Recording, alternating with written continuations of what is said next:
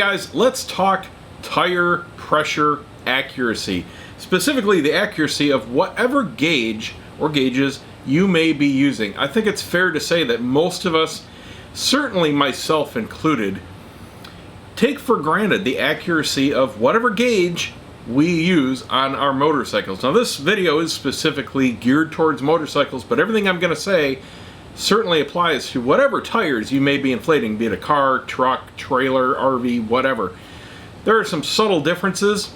I'll go through that in this video, but today this is specifically going to hopefully be an eye-opener, maybe for myself as well, as to exactly how we handle our tire pressures, because it's very important. It's certainly critical to a motorcycle to be at least in a correct range of tire pressures, and you can't do that without an accurate gauge. Now, that being said, there is a rule of thumb that I completely agree with, and that is consistency trumps accuracy.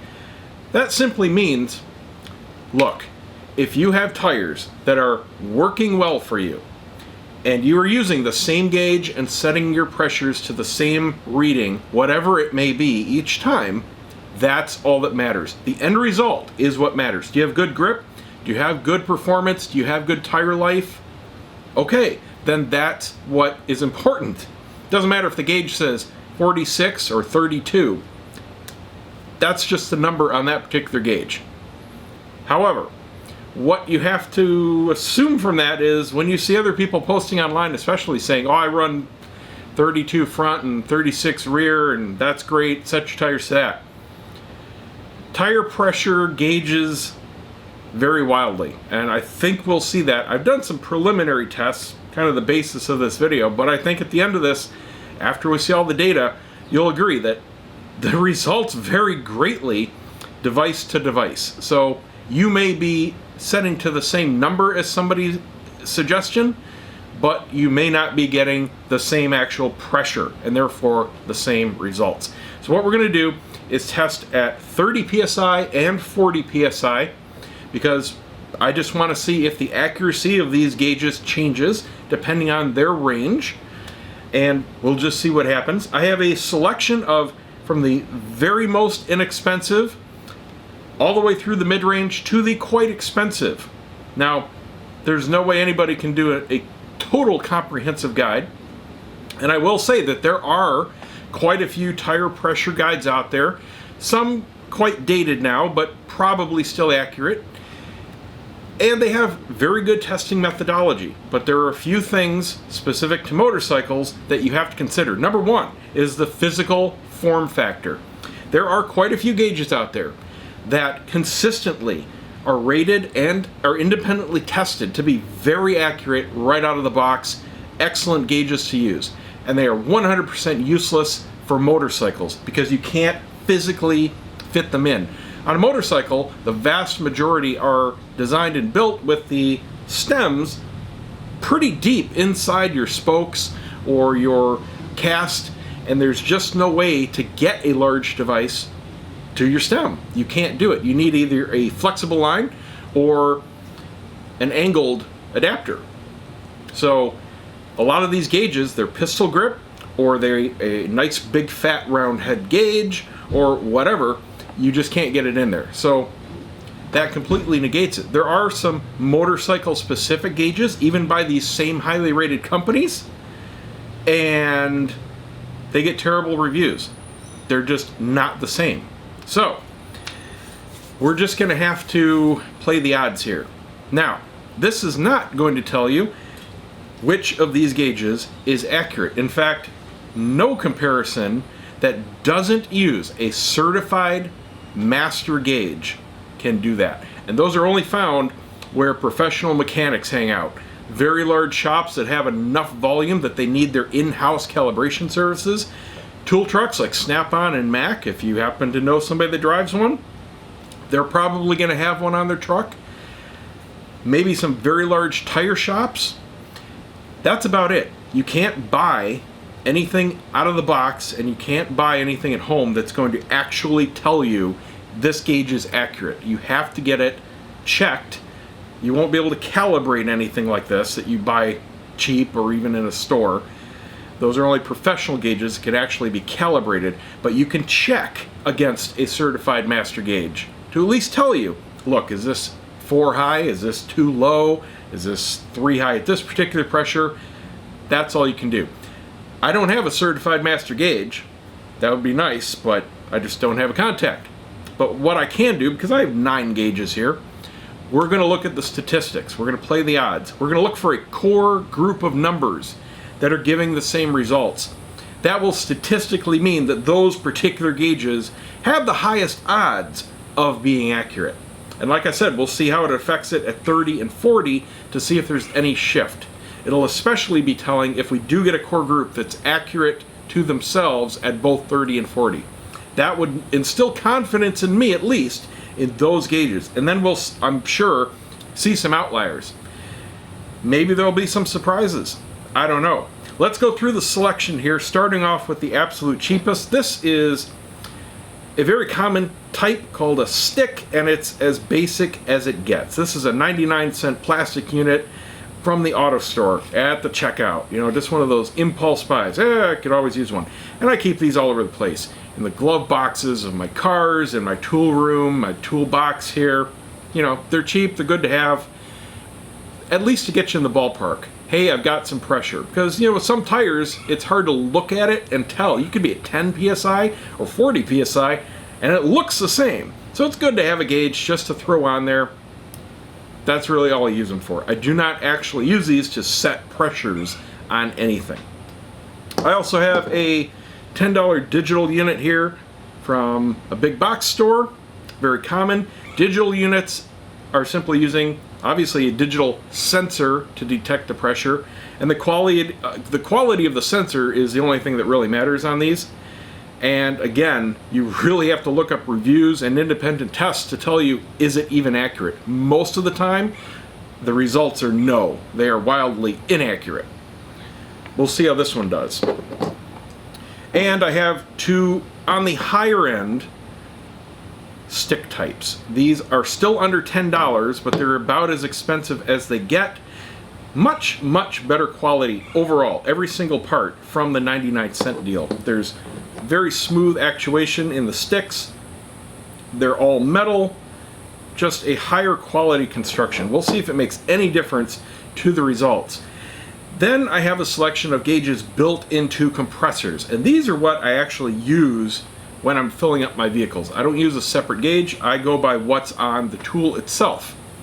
Now, we have a Ryobi 1. This is the lowest tier model because it just has a single pump, a single outlet, and that's it. You can stick adapters in here if you want to do a beach ball or something like that, but it's just made for inflating tires. It's not the upper level one that also has the high volume selection for inflating rafts and mattresses and that kind of thing. This is just for inflating tires, and it's got a simple dial gauge on the end. So we'll see how that does. I also have the slime unit that I carry on my FJR just for emergency inflation, and again it has a nice little dial here at the end, and these do have different ranges. I'll talk about that in a second. And again, I don't actually use this to fill up any vehicles for daily maintenance. This is only an emergency tool. Then we have one that I do use very frequently. I've been using it almost exclusively for many years for my tires, and this came with my Kia Soul, which is a 2012, and it has a nice brass screw-on unit. Works great on motorcycles. Very easy to attach. Very high quality unit. I'm very impressed with it. And the gauge is in line right there on the actual tube. Next we have a compressor, and this is a very expensive unit that I bought way back in the day. This I used on my Mini Cooper, my first Mini Cooper. When I moved away from the stock run flat tires, I needed something in case I got a flat, because they don't come with any spares. And this was a very high quality and very well respected unit that was coming stock with a lot of high-end sport cars at the time, which were also coming with non-run flat and no spare tires. This one most notably came on the Ford GT. It's a Continental, and I never used its built-in tire repair unit. I only ever used it for a compressor function, and again, it has a built-in gauge and a little light here, and a convenient, although not as flexible, screw-on unit. I haven't used this for my motorcycles in years since I got the one from Kia, but has a little relief valve, a very high quality unit, and again, very well respected and tested over the years. Lastly, we have a gauge that I just picked up just for this video, and for two reasons. Number one, it's a larger gauge unit, and number two, it has a larger range on it. Talking about those two things, another rule of thumb, larger the face of the gauge, the more accurate it's going to be, because these all operate the same way. Basically, there's a pressure spring on the inside, and it deflects to indicate on the dial. That's it. It's a really simple device. The larger that spring, the more accurate it will be, in theory. So this is roughly twice the size of all the other units. I just want to see what the data does. Now the range is important. It helps to hold it right side up. The range is important because when you get a gauge, and this goes for any type, the closer it is to its extremes, the less accurate it is mechanically. That goes for digital as well. So for example, if you are inflating car tires, you're typically in the low 30s. You want your gauge to at least go to 60. The rule of thumb is the gauge should be double your target pressure. Motorcycles, typically towards the 40 end. You want your gauge, ideally, to go to at least 80. RV, truck, commercial tires, they can be upwards of 100 psi. So this one goes to 160 psi. You want your working range to be in the middle of the gauge range. That's the point. Now this one also has an angled tip. I think I'll be able to fit it in my motorcycle. We'll see. But it also has a nice big gauge, so I just wanted to see what it would do as far as accuracy, to see if it makes any difference. Now the last thing I want to talk about is the accuracy of the test. I'm fully aware that every time you apply a gauge to test the reading, it's going to deflate the tire a little bit. For that reason, even though this is a motorcycle video, I will be doing my testing on one of my large car tires. It has much more volume, therefore the percent loss will be much less. I think so small that it's going to be absolutely irrelevant to the test data. So with that being said, let's get through it. I'm just going to deflate the tire. I will use this one as my baseline, not because I think it's accurate, just because I'm going to pick it. It really doesn't matter which one I pick for baseline because, like I said, none of these have been certified or calibrated. Just going to run with it. That's it. So we'll go 30, start over, go 40, and see what the results look like.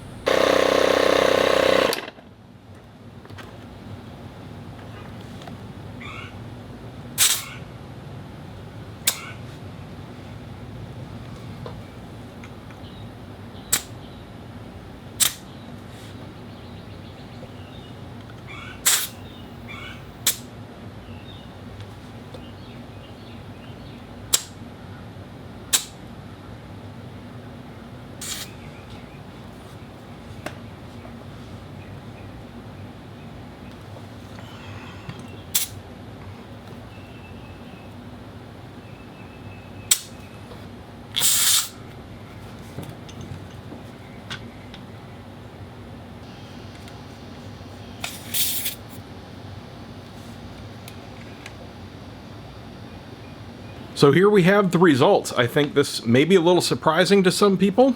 And at least one moral of this story is, if you are depending on these little stick gauges, don't. At the very least, buy a handful of them. Buy 5 or 10. Get yourself a core group reading to figure out which ones, if any, are going to be accurate for you. But don't blindly trust them. 1 out of these 3 is good. That's what it comes down to. I think my trust in the Continental was well placed. It is certainly in the very obvious core group here. We do have a couple cases where the gauge is more accurate at 30 versus 40. The Kia gauge was spot on at 30. It was too low at 40, which is a little surprising to me, but that's very important for motorcycle use because we are in the upper ranges. So the more you're using something that's less accurate, the higher it goes, well, the less important it is for you as a motorcycle rider. One of my sticks was just about dead on, just 1 PSI high at 30 and dead on at 40. The other 2 were painfully low. 4 low, both at 30 and 40 for the cheap 99-cent deal. 5 and 6 low for the other fairly expensive one. They're about $7. And again, the one that's spot on to the one that's terrible, they're virtually identical units, both almost $10. The digital gauge was just a hair low at 30 and getting definitely too low, near 40 to be useful, at 2.5 low. No big shock there. This is again an under $10 digital unit from a big box store. Something I am very glad to see is the larger gauge unit is dead on at both 30 and 40. And this is, again, a very easy to buy unit. This was from another big box store at right around $10. So this would be an actual really good recommendation to buy. The Ryobi was a little bit high at 30, but it was dead on at 40, and I'm glad to see that because this is a very convenient unit for garage use. I love the actual unit for filling up tires. It really does rock, so I'm glad to see that that's at least in the ballpark. Now for me, I run my pressures more towards 40 than 30, so that's okay with me. And it should come as no shock that the super cheap little portable just gets you in the ballpark, meaning you have air in your tires. It is wildly off. 5 low at both 30 and 40, so no big surprise there. It is only for emergency use. I never use it for maintenance, like I said. So there you go, guys. Hope this helps somebody. I'll throw a link down below to this nice large unit that does work very well. If you liked this video, I'd appreciate a thumbs up. If you hated it, give me a thumbs down. Subscribe to see more, and we'll see you next time.